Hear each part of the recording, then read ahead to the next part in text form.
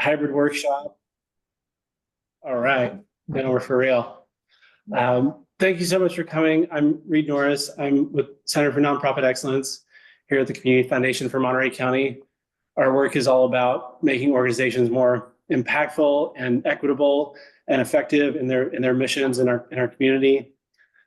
This is a topic we've been so excited to learn more about. It's been on our minds at the Community Foundation, and I was really excited to partner with Marlo because she's a leader in the nonprofit world, and I think it's really important to have an AI workshop that relates directly to the work we're doing. So happy to have Marlo Botello-Aepli here to facilitate today. She's a great Center for Nonprofit Excellence partner and executive of a local nonprofit called Unchained, and has a background career in tech and just a real richness of experience she's bringing to us today. So thank you so much, Marlo. Thank you so much, Susie. Susie's coordinating our Zoom call. And let Susie say some words and then toss it to Marlo. Thanks so much. Thanks, Reed, and welcome everybody. So glad to be learning alongside you today. And I really appreciate your interest in this topic and your interest in the work of the Center for Nonprofit Excellence. And with that, I will pass it over to Marlo. Awesome. Good morning, everyone. First and foremost, thank you so much for attending. I'm really excited to be here. Like Reed said, my background is in tech. I spent 13 years at Apple and my husband's still there. So can totally try to help make this like as relatable for everybody as possible. Just a couple of things too. Stay curious, ask questions. Don't be afraid to like raise your hand or throw something in the chat. And I would just ask like, keep phone work and those things to a minimum.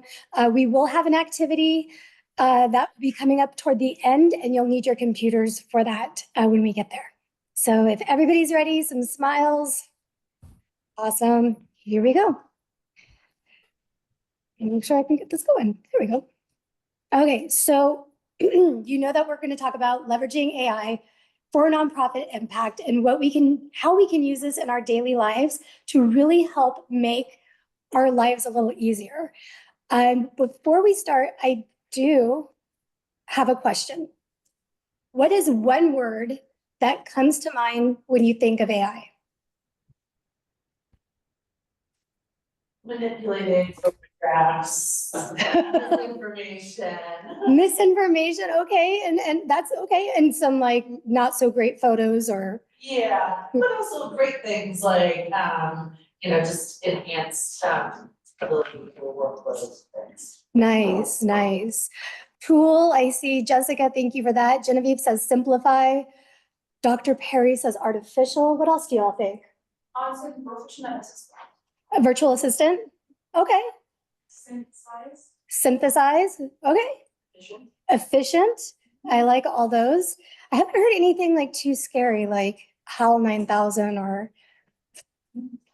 Siri. Hugh's use of energy. Yeah, Kaki, I hear you on that. Brooke said earnest. Welcome to our new friend.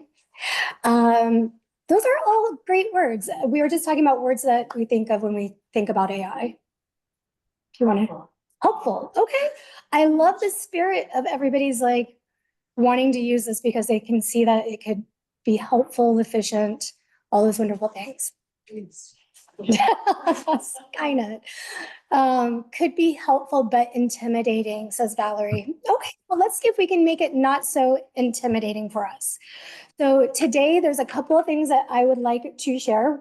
We're going to talk about the introduction and application of AI mission-driven work.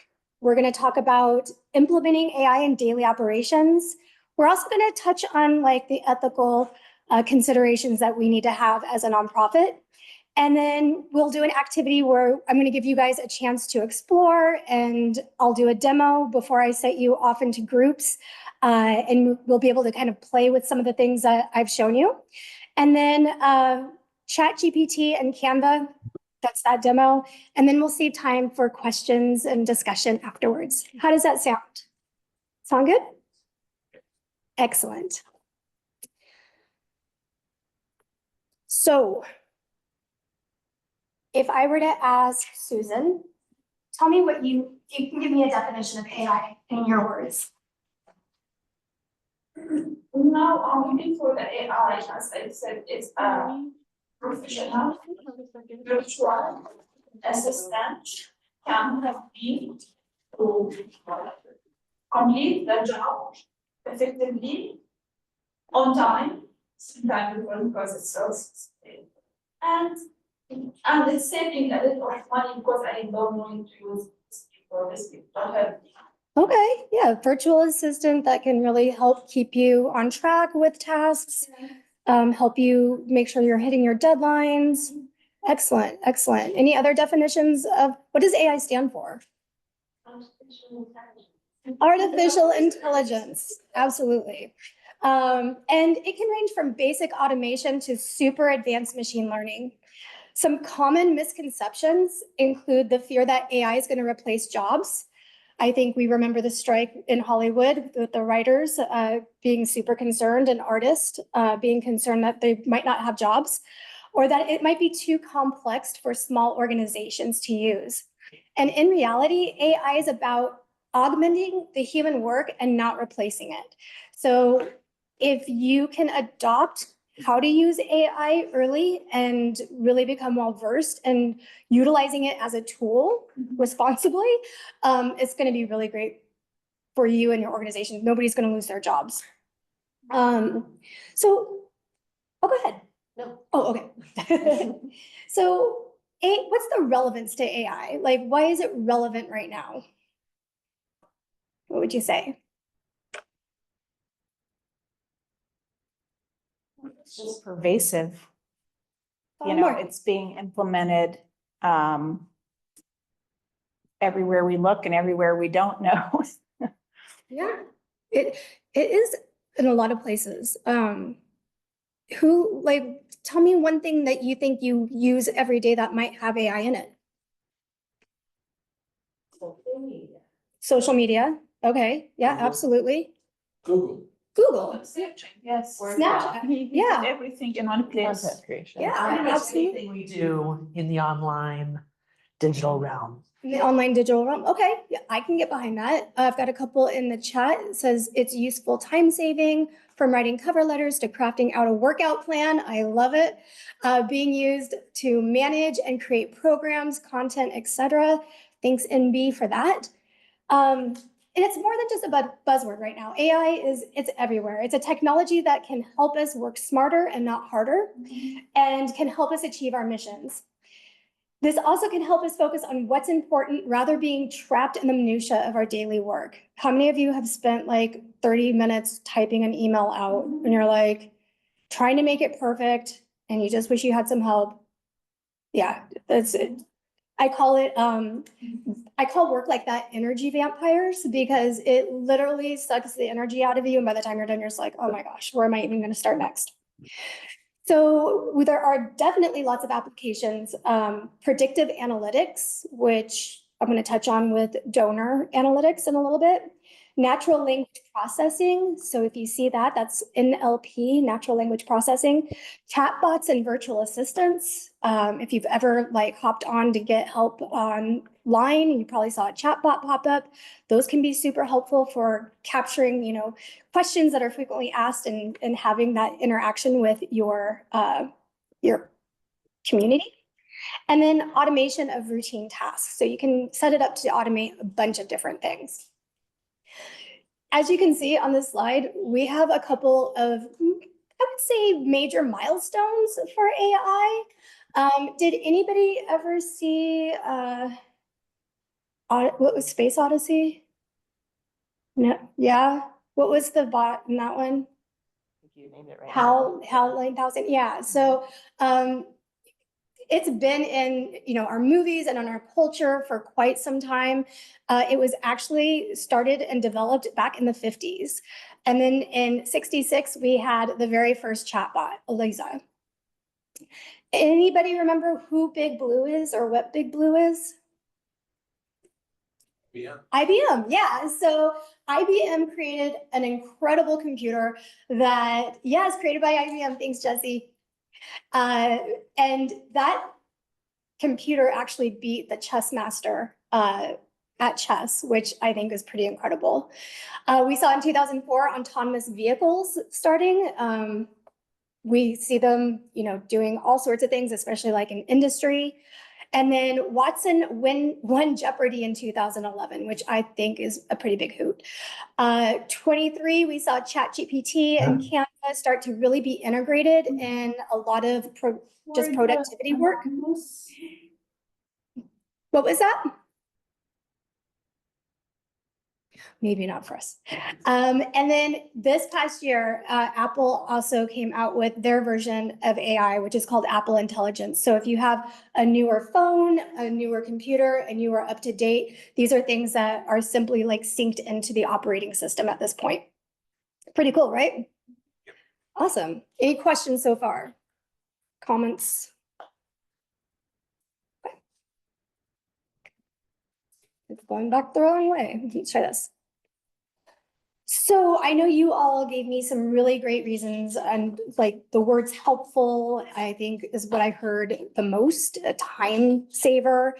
It can really personalize the user experience, and it can do really huge, large scale tasks that would be impractical for us to do on the daily basis. So those are some benefits. What might be some not so great benefits, or maybe some consequences to using AI? Plagiarism, okay. Inaccuracy. Inaccuracy, okay, definitely. Over-reliance, Jesse says, like leaning on it way too much. That could be consequences of AI, for sure. Yeah, that's what we're talking about. Massive power use, again. Cultural bias. Cultural biases, oh, that's a good one. That is a really good one. Losing the human element and soul. Yeah, no, those are all things that we should probably definitely consider. Not learning on your own, spell check brought up, people brought up with spell check, can't spell. I think I know shots are fired. I am feeling that in my heart right now. He wasn't raised with AI. What was that? My dad can't spell and he wasn't raised with AI. There you go. I mean, I think it can be good and bad, not understanding context, no opportunity to opt out of it. Interesting, interesting. So let's think about how we can use this for our mission work. So for program management, AI can analyze program data to uncover insights that might not be obvious. For example, it can help you identify what interventions are most effective.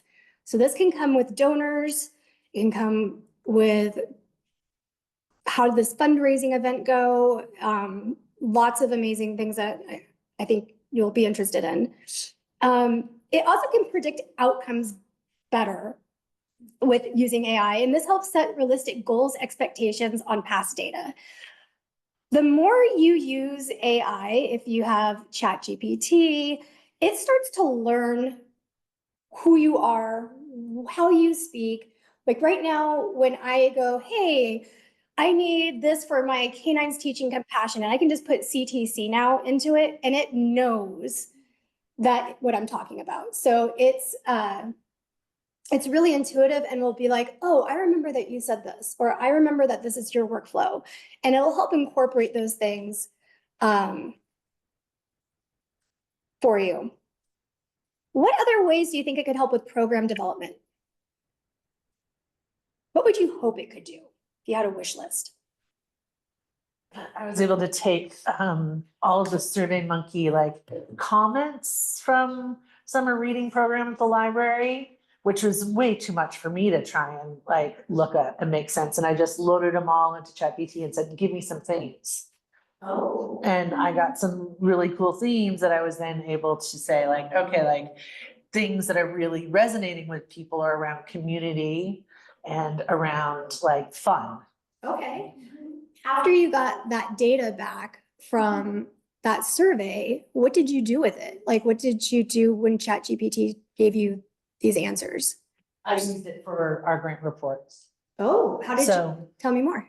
So I then took those kinds of themes and was able to say like, major themes from comments of participants were around the ability of summer reading programs to build community, create fun experiences for families.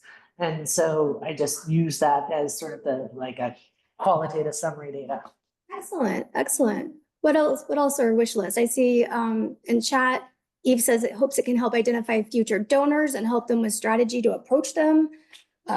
Improving flows for project management. What else? If you had a wish list or would hope that you need, where do you need help most in your program development? Sometimes I'm asked about if there is a specific need for the target group. I'm asked a type of activity that can be implemented based on the needs of this, because I have this survey, I know they need the blah, blah, blah, blah. So what type of activity can be response for this needs? So he give me some and I develop other. And you bring up a really good point too. When we work with AI, it's not always super intuitive, right? You can say like, hey, I want this. And then it gives you something that you weren't quite sure what to do with. And you're like, wait, maybe I need to refine how I'm asking for help. It's almost like a recipe that you have to give somebody. So if you can give the AI the recipe, like I would like a onboarding program for a new program manager. I need it to cover these things. I need to have, measured results at the end. How can I build this? And ChatGPT or one of your AI favorites could definitely help you with that. For fundraising, how about fundraising? How can you use AI? Oh, SWOT analysis. Thank you, Catherine. Yes, that is a good one. But in terms of fundraising, how do you think AI might be able to help you with that?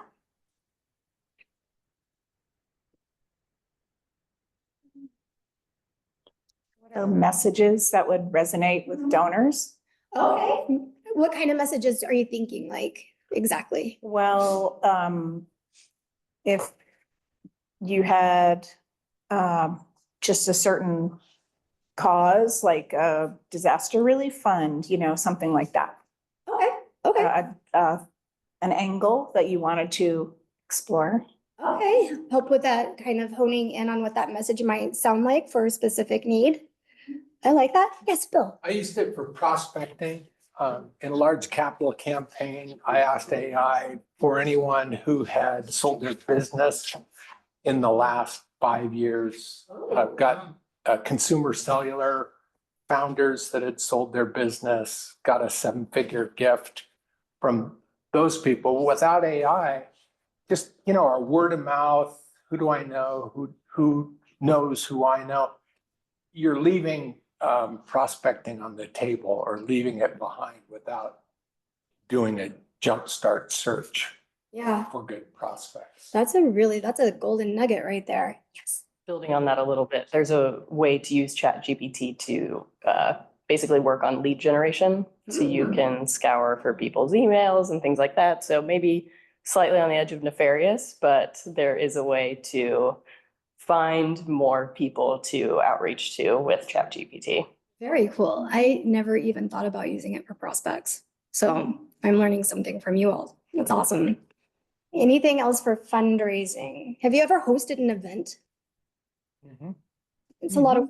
Yeah, maybe we can, he help us to make our work plan, actual plan for the fundraising Absolutely. with the timeline. Yep. And you can even say like, hey, how do we divvy up this work? Like, I've got 3 people who should be working on what? So it can definitely help you with event planning, keeping a good schedule to make sure that you hit all your milestones for a good event. That's a good one. Brooke says, I heard AI recommended as a starting point for messaging your crappy first draft. I like that. Yes. It definitely still needs to be tweaked, right? Like it's not going to be perfect with the dog with 5 legs and some of those things. How about, creating a shorter version of proposals to fit limited character counts? Valerie, that is a great one. I definitely have used that. Yes. Those character counts always kill me. How about for marketing? How could we use AI in marketing? It's kind of been touched on, but content generation. content generation? Give me an example. Oh, gosh. Well, I think maybe with this idea of aggregation, of looking at, what's in your inbox, or what are survey responses, what are comments on social media, and you can sort of see the themes that come up, and then you can create content from there. I like it. I like it. So you can really reach the audience that's paying attention. Yeah. I like that. Yeah, you can segment your donor base into specific categories. So that will allow you like a more personalized outreach for maybe you have VIP donors, or maybe you have your 80% who, give $100 a year or something. And, how do you really create something just for them? How about for volunteer and staff management? What ideas? Social media strategy, says Aline. I hope I pronounced that right. But how about for volunteer and staff management? What could you do? When you're a person of one, it's hard, right? Because you're like, I have to do all the work. But if you have a staff, what are some of your challenges? Creating work plans, Schedules, schedules. yeah. Work plans, schedules. Onboarding. I did mention onboarding, which is very helpful. I'm trying to, I used a lot of different applications or software programs for volunteer and staff management. And I'm trying to wrap my head around how much of that was AI and how much of that is just buying a good program, a good application, or a good software. Do you have an example maybe to share? I'm trying to think. There are good over-the-counter or good specialized volunteer management software programs and training available on it that saves a lot of time. But I don't know how much of that ties over into AI. I mean, it's computer assisted. It does all the things AI does, but I guess I'm stuck on what's AI and what's an off-the-shelf computer program. That's all, Yeah, no, that's a good question. I think from what I've seen, like, maybe Salesforce would be like an off-the-shelf that has its own AI built in. Yeah, if you Google volunteer management software, Right. you'll see a bunch. Yeah, But it's like on marketing. In marketing strategy, I see a lot of nonprofits with the Facebook or an Instagram page, but they're not really working it or using it to the max that they can.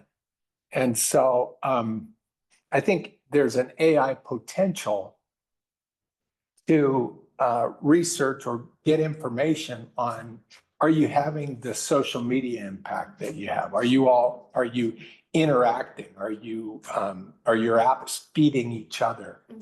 Or do you just have, 370 followers on Facebook and you're calling that marketing or social media? There's a way for AI to do that. I just haven't done it. well, hopefully we can answer some of those questions for you and give you a chance to try it on your own. When I think of like volunteers, like I know for my volunteer coordinator, we have a lot of moving parts for our program, whether it's chauffeuring dogs, it's coaches for kids at our program. Even like, how do we schedule this out for the next year and make sure that everybody knows like what kind of work we have ahead of us? And so AI has been really helpful in that realm. So it helps with our volunteer management, like who's interested in what, who has maybe done 2 or 3, and we want to give them a break and bring somebody else in. It can streamline recruitment so that you're matching skills to the right job. It can ensure a better fit for retention, which you know how important retention is when it comes to donors and staff and keeping everybody going. It can give you predictive analytics for anticipating volunteer needs, making your management even more proactive. And then it can also help develop training programs, which somebody, maybe it was in chat, somebody said they used like, oh, I did this to train, I created a training procedure for blank, where you might say. Injury and prevention, I think it was on the chat. Was it on the chat? Yeah. Which I love. Can you all see the chat? No. Okay. Marlo, would you like to invite Jessica to share her example? Yes, please. Thank you. Jessica, can you come off mute? If you're there. I'm sorry, can you repeat that? Or is it me or Jessica Ridgway? Jessica Ridgway shared about how they used AI to make an illness and injury prevention training from their policy. I'm assuming this was for staff or volunteers. Hi, yeah, it was really clunky, but it was using AI.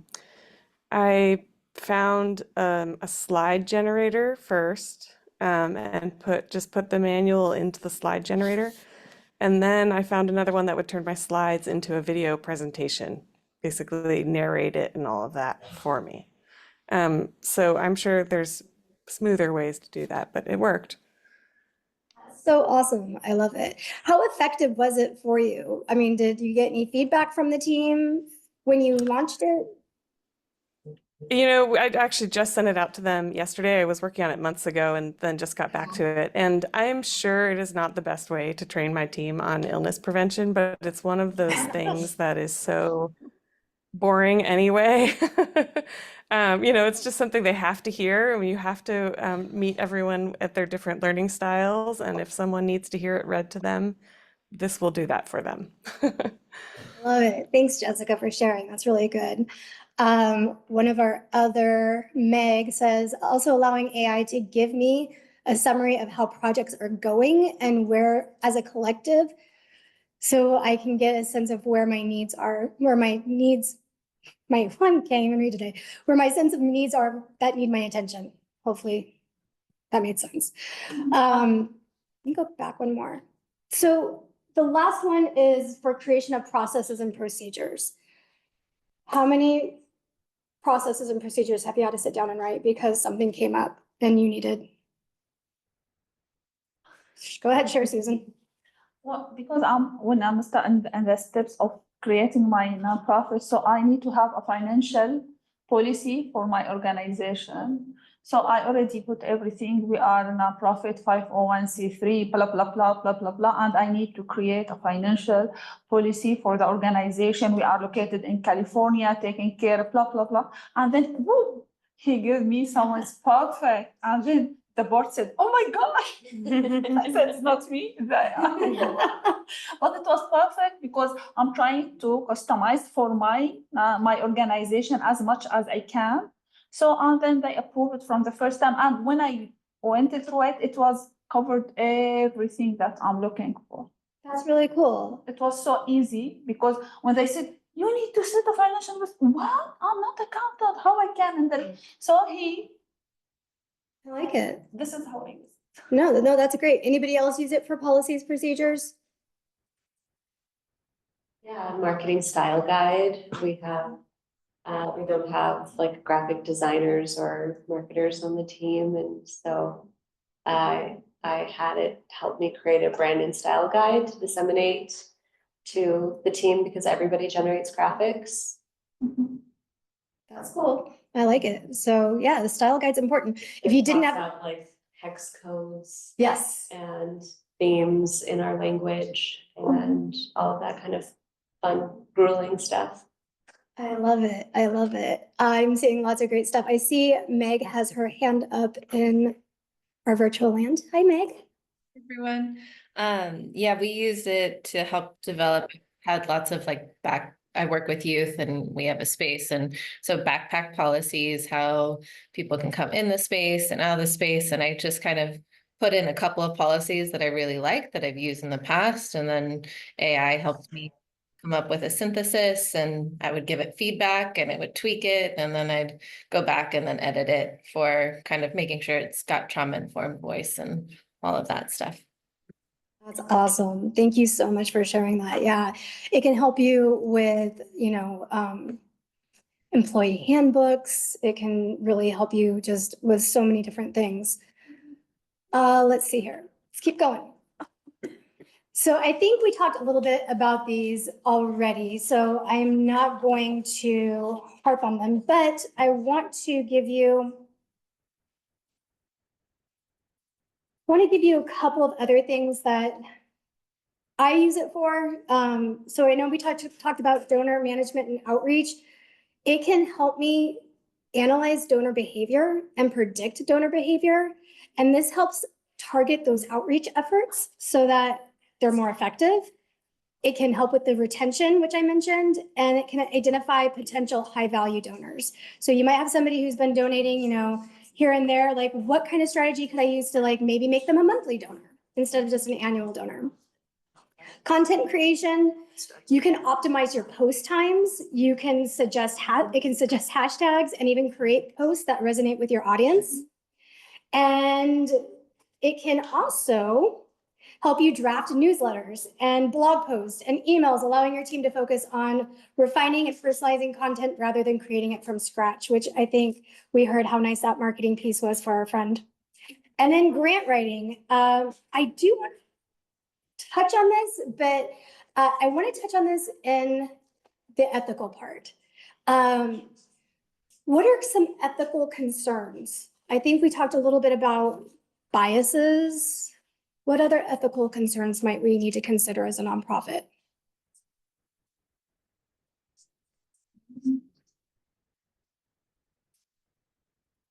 What? It looks like Lorraine. Oh, do I have a hand up? Yes, Lorraine. I'm not sure if this is considered ethical. Lorraine Iglesias. I just retired from the Monterey Bay Aquarium and I serve on boards locally. I love all the functionalities of AI and how it can support. So biases is one, but I'm also thinking from a branding perspective of the tone and voice of that particular organization, because all brands should have a particular tone and voice and brand personality, whatever that might be. And AI for marketing is good. And this is my own bias as a marketer, I suppose, right? So you just have to be aware that when you get the content from AI, that there's still a match with whatever you've designed to be the tone and voice of your brand.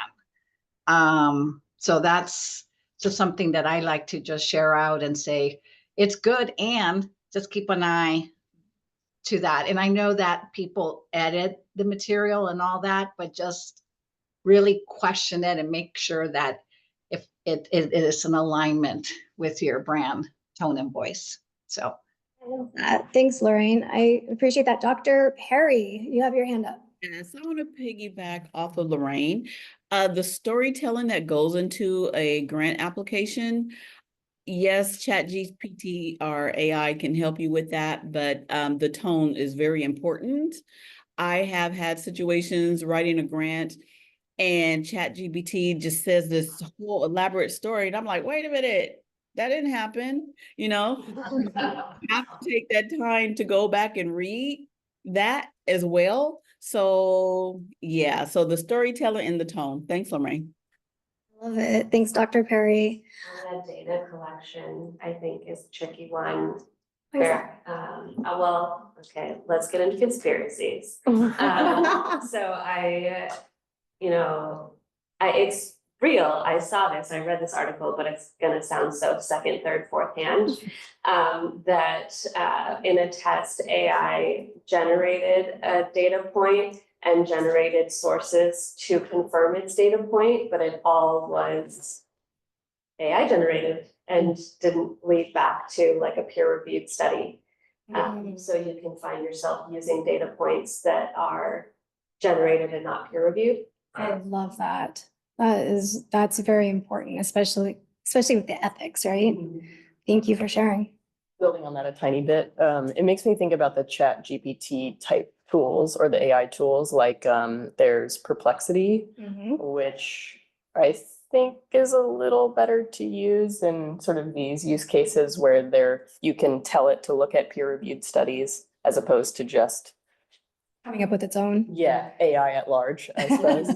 Right? No, I think you bring up a really good point too. And that's something that I would encourage you to practice maybe in your activity is, could I find a peer review study, drop that link into my AI Asana, whatever one you're using, and then ask it to give you specific information based on it. So that would be a nice way to kind of bridge that gap or fill that gap, right? Let's see, in chat, NB says private, sensitive, and proprietary information. NB, can you give us some examples of what you are meaning? Hi, yes. So just as far as, when you're entering kind of like those prompts and you want to give it some more information pertaining to your organization or your programs, sometimes that could include, like, you want to include stories like we kind of mentioned before, or certain data points. So I don't know, how that information, obviously it's all gets mined into AI. So I've heard of organizations that they've created like their own closed AI. So none of their organizational data goes out into like the world. But I don't know, like, if that or how that kind of influences the prompts and the information that we give it, like how secure we can feel giving it all that information, I guess, from our organization. Yeah, no, you made me think of something. Does anybody know what GDRP is or no? Okay, so this has been around, I guess, since maybe like 2017 or so. And this is the EU's version of it, which the US also adopted, but they call it something different. I can't think of it at the moment. But personal information, personal identifying information, right? And maybe like for us, we work, like my organization works with youth. So they're minors. They personalize information, like they're already under 18. Like those are things like I would never want to put into AI. As far as like looking at data, I would have to really scrub my data before I even consider that. Home addresses, phone numbers. I think would you put your information out there? And if you would say no, then probably not a good idea, right? So just some things to think about. Let's see here. What was your name one more time? I can't read your... Mandy. Mandy. Mandy, earlier you said one of the ethical things was bias and fairness, kind of along those lines. What have you seen or what are we worried about when it comes to a bias, especially in nonprofit world? I guess I'll say at a high level, a lot of these models were created by an unrepresented population of people, usually skewing to male, usually skewing to a particular class, and those models are feeding on themselves. That's certainly improving over time. And I think we just need to be really conscious both of what AI is giving us and then also what we're putting in to hopefully skew it more towards the population we're trying to serve. Yeah, I love that. AI systems can perpetuate and even exasperate biases and present that in the data that they're trained on. So that's exactly what you mentioned. This can lead to unfair and discriminatory outcomes against marginalized groups. So I think a lot of us probably work in that realm and need to be very cautious about it. For data and security, AI systems often rely on large amounts of data, which may include sensitive information about individuals, such as donors, clients, and beneficiaries. And if this property is not protected, this data could be vulnerable to breaches or misuse. And then accountability and transparency. I know this is very important for us as nonprofits to have that. AI algorithms can often function as black boxes, making decisions that are difficult to understand or explain. If a decision is made by AI and leads to error or harm, it could be challenging to determine who is actually responsible for that. And then employee impact. AI has the potential to automate tasks that are currently performed by humans, leading to concerns about, hey, like, are we supporting the people who actually are doing the hard work for us, right? And I know we talked about grants and using it for word counts and using it to help us kind of drive and tell our story. I read you recently were at a session where they did talk about AI and grants. Do you want to share that with the team? Yeah, I'd be happy to speak to my own experience with it. Our organizational development grant making is what the Center for Nonprofit Excellence is involved in. And just the awareness that this is coming and wanting to learn more about it is the mode we're in. And like Mandy said, bring our values of equity and fairness and transparency to it. it could certainly be really empowering, right, for groups to be able to use this technology to write better grants and access, say, foundation, funding from a foundation. And what we're working on now is sharing practices and ways to use the tool that we think would be good.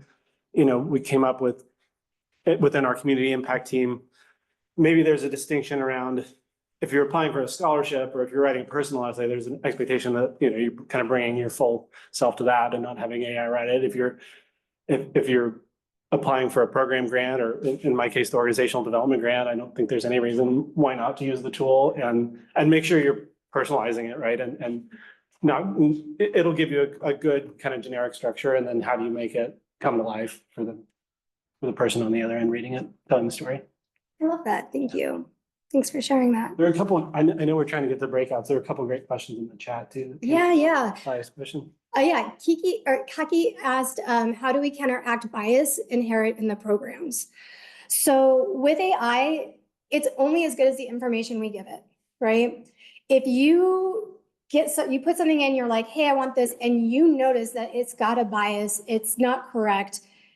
What can you do to help AI learn better? How can we help AI learn better?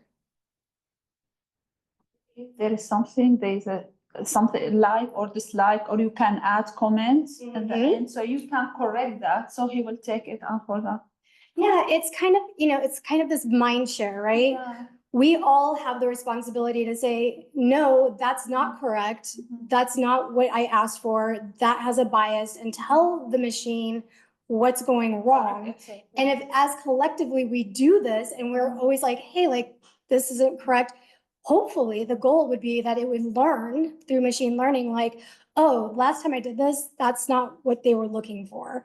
That's not what they wanted. So you can definitely help train it a little bit. I think it's kind of all our responsibility. Valerie says, I've been a writer for many years.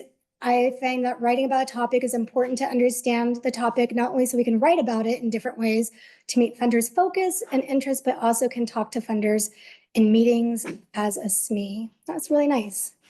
Okay, I know we have a quick demo. I'm going to stop sharing just so I can share something else with you.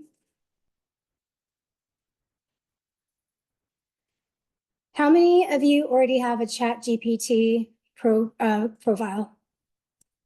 Yeah? Just about everybody? Okay, cool. That will be definitely helpful. If you want to pull out your laptops right now and get that pulled up, I can walk you through a couple of different things. Let me see if I can get it to, nope, not. Let me see if I can move this. One sec.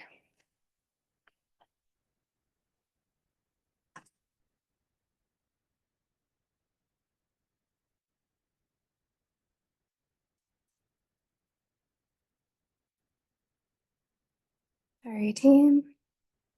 Trying to get my Zoom to move. One moment.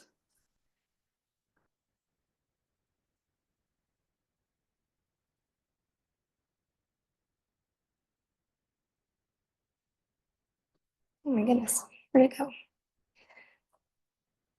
There we go. Okay, I think, yeah, can you all see? Yep, there we go. Perfect. So there's a couple cool things that you can do with this. One of the things that you can see here, I do have like, hey, grant proposal information. One thing that I love most about it is if you scroll to the very top, it says explore GPT. Has anybody ever explored what's in there? Yeah, kind of.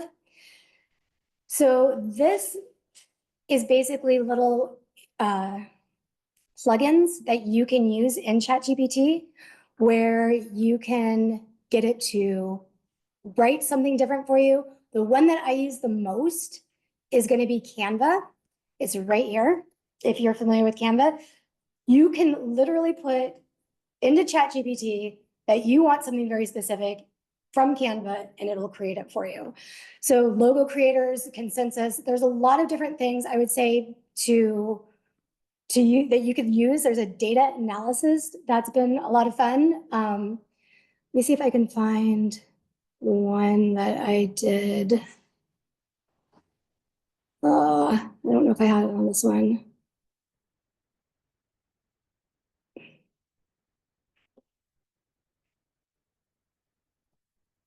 I thought I had it already in here. Let me see if I can pull up this spreadsheet real fast. So one of my favorite things to do is to take a spreadsheet and let's see.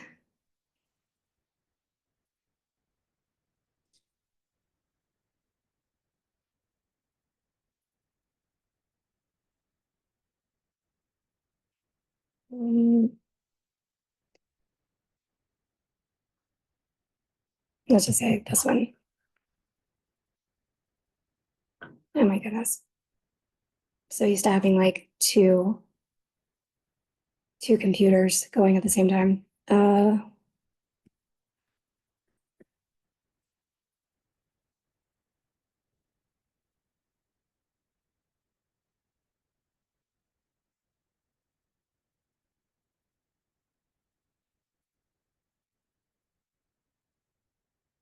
Okay.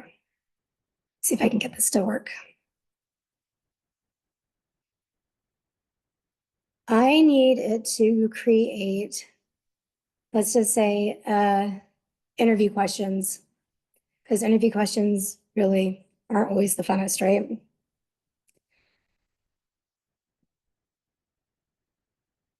You can drop in suggested interview questions. Let's see if I can find it.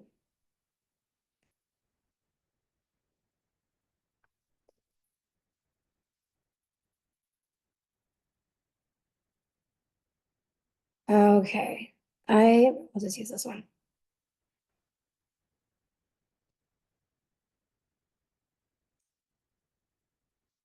Why is my Finder not going? Go. Okay. So I wanted it to create like a worksheet. So like based on this, I can drop a file right in and I can just say, create a new version with questions geared to Unchained.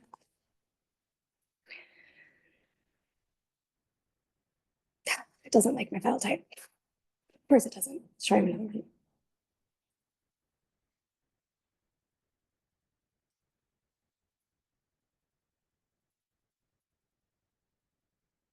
I can't do anything open numbers or pages. That's a different webinar. That might be a different webinar, yeah. For sure. Marlo, while you are experimenting, others are experimenting alongside you, including Eve, who just opened the Canva, created a slide deck with her company's branding and without her even asking. So we're seeing a lot of activity happening while you're working there. I am so impressed. So she did it faster than I did, which is like kudos to them. I don't know why it won't want to open. Sorry, team. I work for an LGBTQ plus organization, and I'm also on the board of another one. And something that's really funny that we've observed is every organization, queer or not, who has an LGBTQ plus initiative uses like the same 5 kids from Canva in all of their imaging. Oh. And so we try to make a really strong practice to not use stock images because the amount of stock images that are queer focused are really limited. So yeah, we have up and down, probably across the nation, we're using the same 5 kids. That is all LGBTQ plus promotions. Okay, let's see if this will do it. So I dropped in something I was helping a friend with, and basically they just gave us a bunch of data. It was just a spreadsheet. It had a lot of different numbers, and they needed to tell a story with the data, like why is this important? So this really, like, if you wanted to take it further, like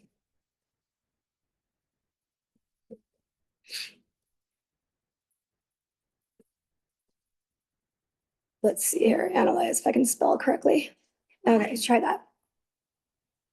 So it tells me what's on this sheet, but it didn't give me enough, right? It was just like, hey, this is all the key points that are on there. But if I want to look at how can I be more efficient with this data, like, hey, tell me where my weak points are. It's like, hey, you've got high handle call time for understanding call efficiency. So like when you call to get help, like, okay, you guys, you're way high on your time. They're transferring too often. The issue resolution isn't good. So now I can create a plan on like how to resolve these issues. And you can even ask like, what are some things an agent can do? And it will come up with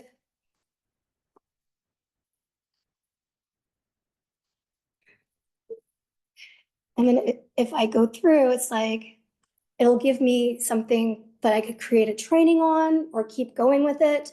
So just have fun with it. Also, like if you wanted to say, hey, create a graphic, we've got things that will create a graphic for you or agenda ideas. We do a yappy hour and we come up with lots of clever things to say. If you wanted to move to Costa Rica, what are some things that you can literally like, hey, I want to move to Costa Rica and this is the things that I need to know. Like, what would I do in my first 2 months of planning before moving? Yeah, so you can do a whole bunch of great things. So I'm going to let you guys work in groups. If this side of the room wants to work in a group and this side of the room wants to work in a group, let's just take about 20 minutes. I want you to come up and brainstorm, like, what are you hoping that you can take away that you want to try, maybe delve into a little bit more later, and then as a group, assign a spokesperson to come back and share what your findings are and like what your plan would be. Sound good? Excellent. Any questions about the activity itself? Half the room together here. Yep, half and half. We'll do half and half. Yeah, that works. Let me get back to my slide deck. Marlo, before Yep. We move into. Yeah, they're going to be moving into groups. I'm just trying to find. I can do that too.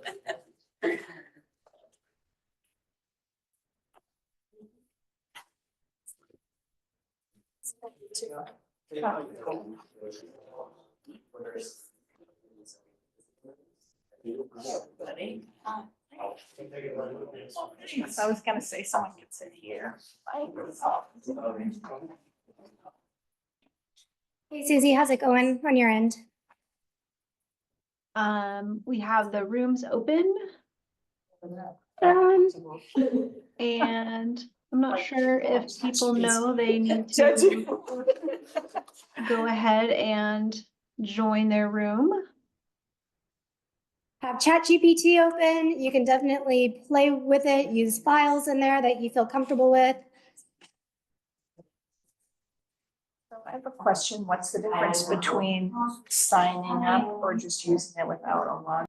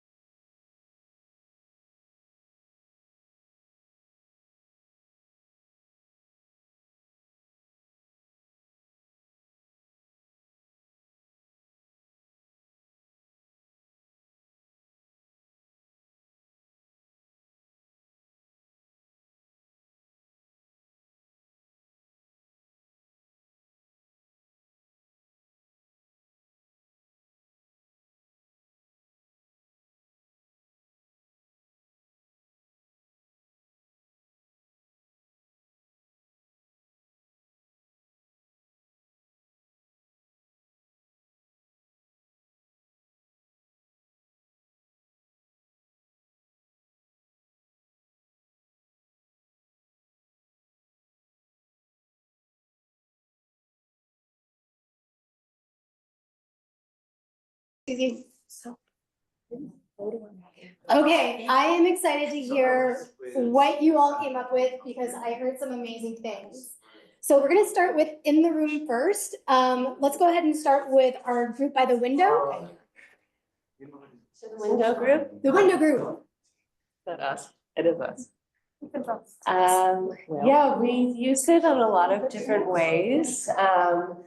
I shared that I do all development and communications for my work, and so I use ChatGPT as like my only plus one in my department to help me from generating templates to checking biases in my work to generating debrief templates. Okay.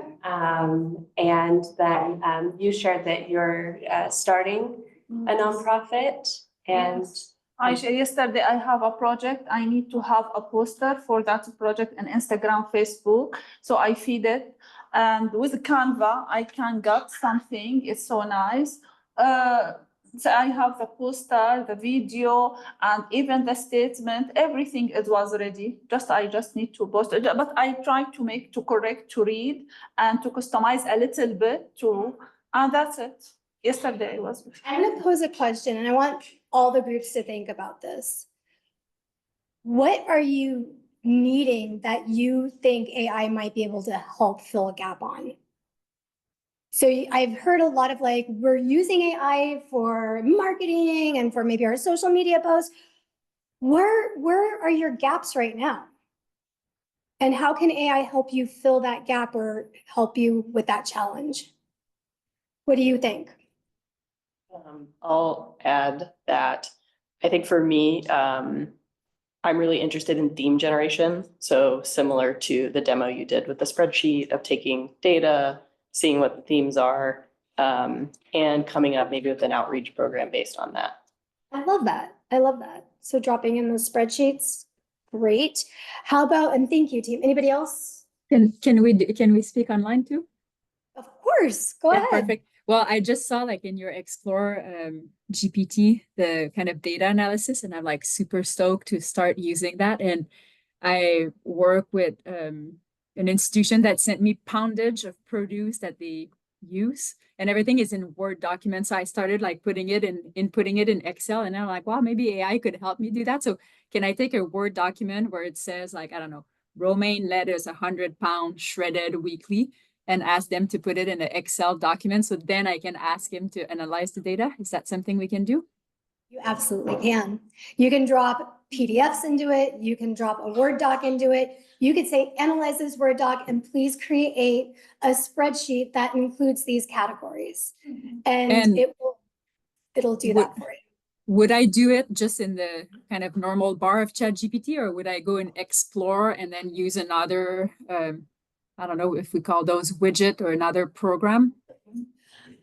So ChatGPT can read links. It can read, you could put it into, I'll show you again on that other doc what that original Excel sheet looked like. But you can drop a document in there. You can give it a link. We talked about, providing it with more information than it might need just so that it's capturing what you want.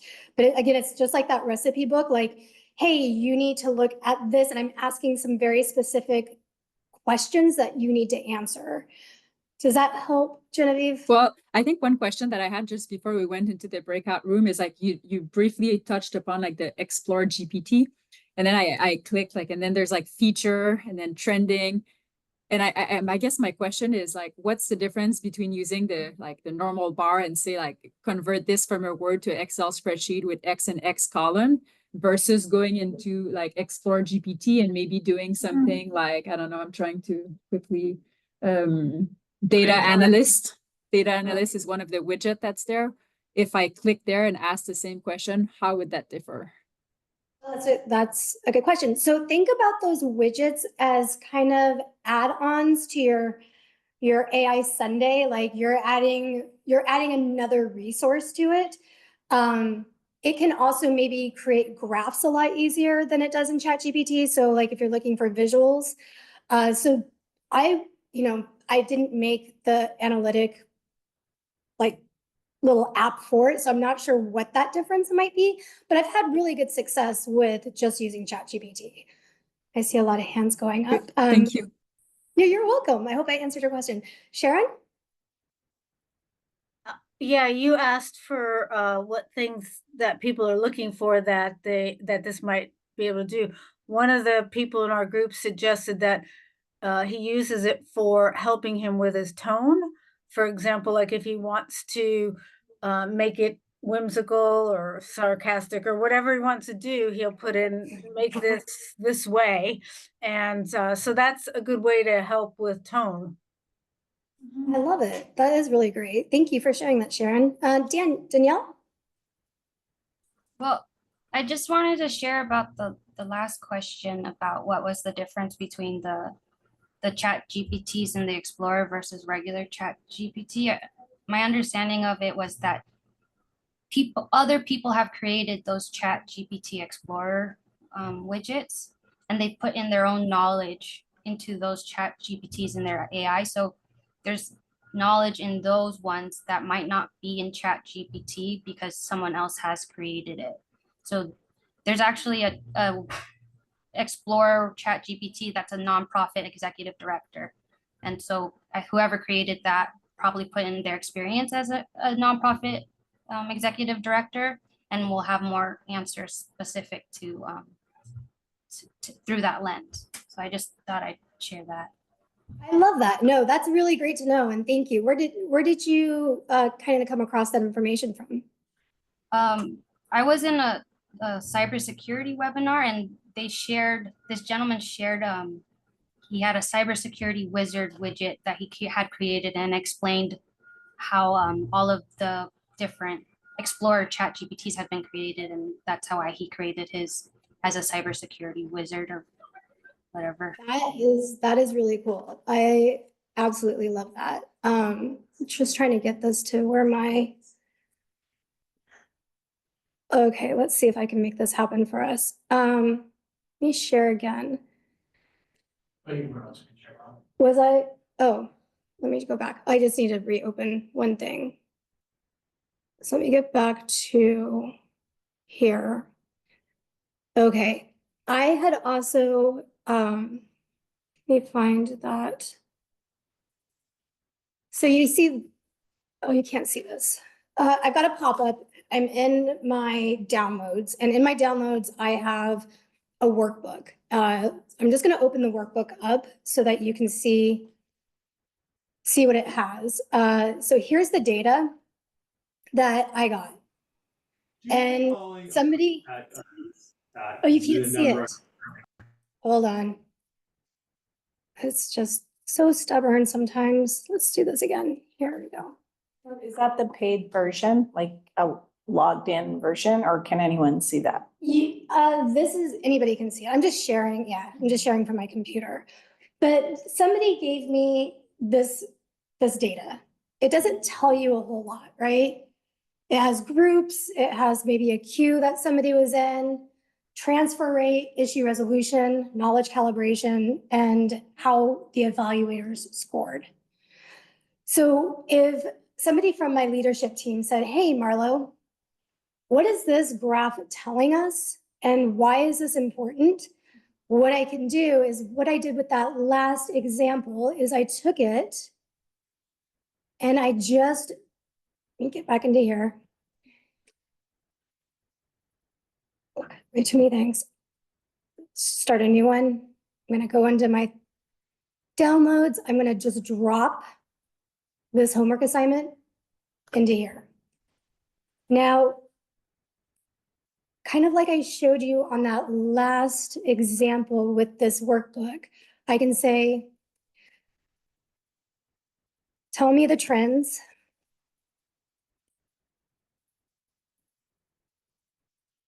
On this workbook and give suggested solutions for improvement. And to my friend who's like, no one can type anymore, I'm right in that bucket. So it's analyzing it.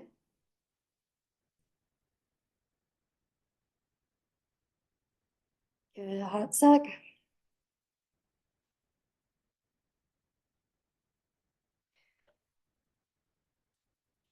Okay.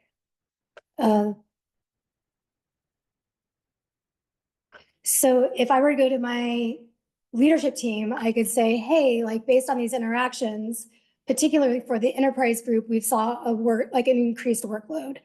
It's giving me the actual like facts about what the data is telling me, and then I can come up with a plan. So recommended improvements, consider implementing efficiency-focused training and managing growing interactions to reduce average handle time.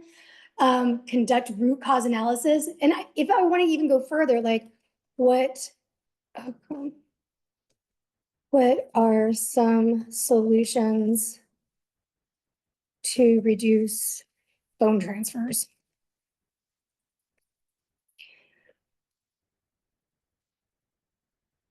Come on. So it can tell me like, hey, you can also come up with a plan. I could actually tell it to create a 1-month plan to improve transfers, specifically on this one.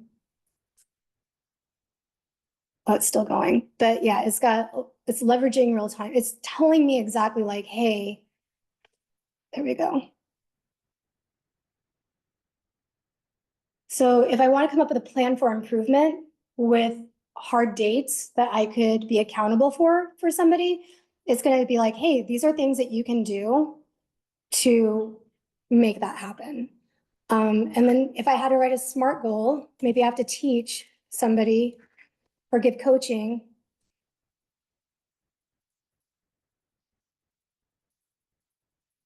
We're all watching you. I know.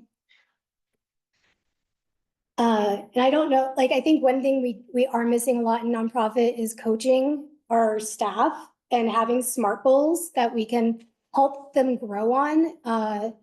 This is something that you could say, hey, we're going to reduce this by 15%. How do we make that happen? And I can literally give a SMART goal and give coaching for whatever reason. Maybe it's like being timely or whatnot. So you can keep adding on to what you want in the data and keep asking it more questions to make it relevant for what you're looking for. Does that make sense? Yeah? Okay. Cool. What questions do you have so far? To be just a little bit like one time, a lot of times, like I'll be able to generate something like this, but I'm looking for like something that feels a little bit more like there's these sort of broad, like, like you should reduce transfer, these sort of broad statements that don't feel very specific. Is there ways to get it to be more specific? Is that more about you, just the more data I upload? The more data you put in, the more it's gonna have. Like that worksheet that I had was so general, like no one would really know what to make of that, right? But if I had data that had, hey, these specific calls for phone are causing a problem. We saw that this happened right after an update. I could then identify the root cause of like why these are why the calls are lasting longer, right? And come up with like, hey, based on how many calls and what types of calls we're getting, which one should I focus on first? Like, which is going to be my low-hanging fruit. Cool. Cool. Okay, I'll stop sharing real quick. Did the virtual team have anything they wanted to share as far as their projects? Hi, yeah, sure. So we had a whole list of things. Hi everyone, I'm Meg, I'm with Digital Nest Center Director.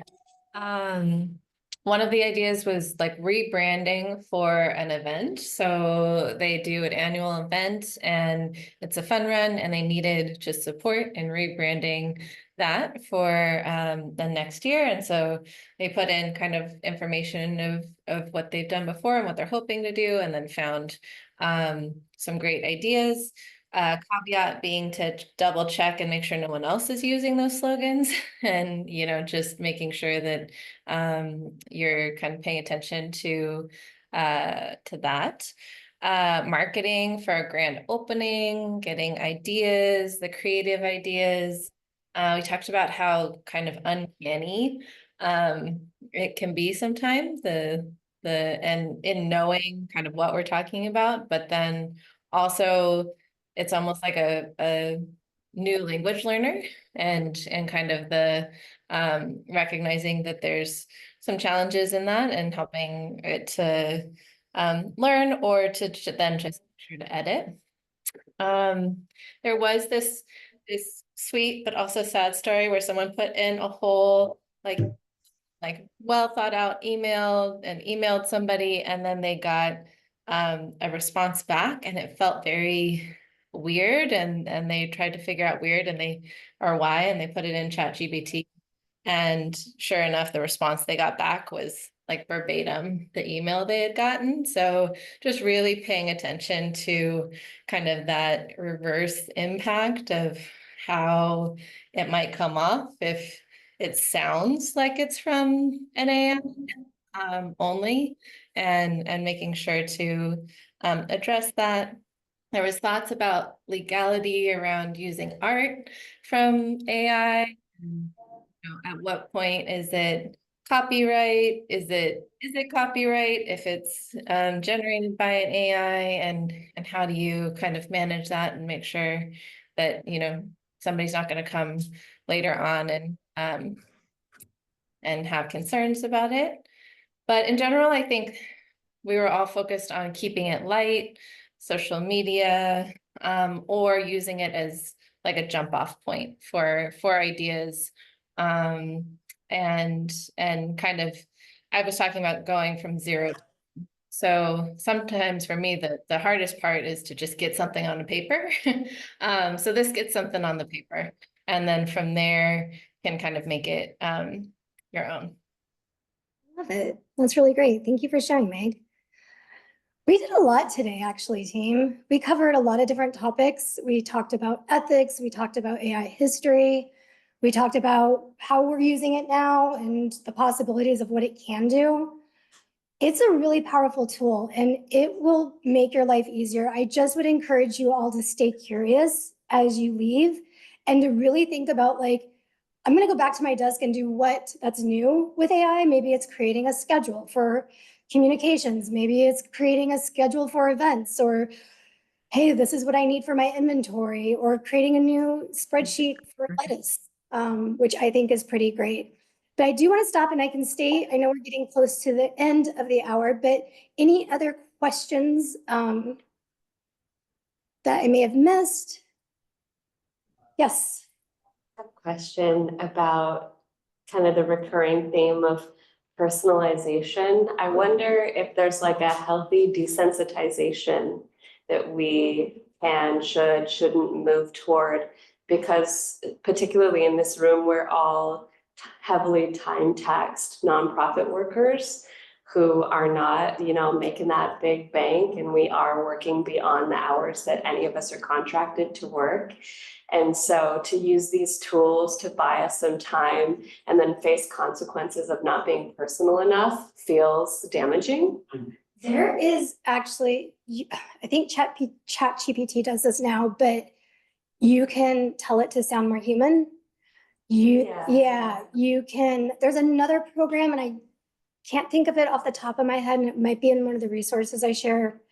But you can like copy what's in ChatGPT, place it in there. And if you give it samples of your writing, if you give it samples of like how you naturally speak, it will match that to your native language, to your natural language. I still want to like witch hunt somebody for using ChatGPT. Yeah. And I think people will definitely, the more we see it, you're gonna be like, you never use that word in front of me. Like, who wrote that? That sounds like not you. But yeah, I think there are ways to make it sound more like you and be more personal. And you can tell it like, hey, this is way too stiff. Like, make it like somebody off the street can understand. Yeah, sending samples of your own tone and say match the tone. I do all of that. Thank you so much. Let's see. That's a great comment though, like especially working for libraries, right? There's in some realms, there's still a lot of sort of negative kind of overtones about utilizing things like ChatGPT. Oh, Especially in the academic scholastic world. That is true. That is true. Eve, I saw your hand pop up. I'm just trying to make sure I'm not missing any questions. Hey, Eve. Oh, yes. I just want to point out something in my group that was very helpful was discussing AI policies. And we shared some templates people have. One board member was like, hey, here's the policy we're using from this other foundation. So that was a really powerful conversation, as well as how to go into your settings and tell ChatGPT to not memorize my data and send it up to the big who knows who. So all those little tweaks were really helpful. I love that. Thanks for sharing those with us. It sounds really great. Genevieve, you have your hand up. Yeah, just a question I posted in the chat. Curious, who are the top like 3-5 people that you follow on like social media? I don't know if you follow them on LinkedIn, Instagram, or you're subscribed to their newsletter of people who keep you kind of like up to date on what's emergent and the new products, widget. Like, who are you following for you personally to stay up to date? This is gonna sound so stupid because he's not an influencer, but I'm a big Apple person, so I do follow a lot of Apple information and follow them on their socials. With Apple Intelligence just being released, it's a really big deal. My husband's an engineer on that team, so I get to hear about it a lot at home, and sometimes it doesn't stop. So I don't really like follow anybody to get that information. A lot of what I do is just kind of try and fail and learn and keep trying to learn and make it better and just learning from mistakes. Yes. Just to chime in, I think it's important to pay attention to the folks who are behind a lot of this stuff. So Sam Altman, who is the CEO of OpenAI behind ChatGPT, has a lot of interesting interviews. That's a good one. And there was something else you reminded me of too, and I lost it. The Center for Humane Technology. I think that's a good organization and nonprofit to pay attention to that talks adjacent to a lot of these themes. Perfect. Did everybody hear Mandy? Did you catch that? No. So Sam Altman from OpenAI and the Center for Humane Technology. and the Center for Humane Technology. Thanks, Mandy. Sharing is caring, as long as it's not glitter, right? Mandy on LinkedIn. Mandy's influence. Awesome. You all have been fantastic. I know it's the top of the hour. Thank you so much. I can't wait to hear and see what you all are doing with AI. If you have questions or want to reach out to Marlo at livingunchained.org, I'm here to help. So yeah, good job, team. Thank you. Thanks, everyone. Thanks, everybody. Have a great day. So much everybody's came in person too. I just always appreciate the personal connection and love seeing the collaboration and people meeting new people and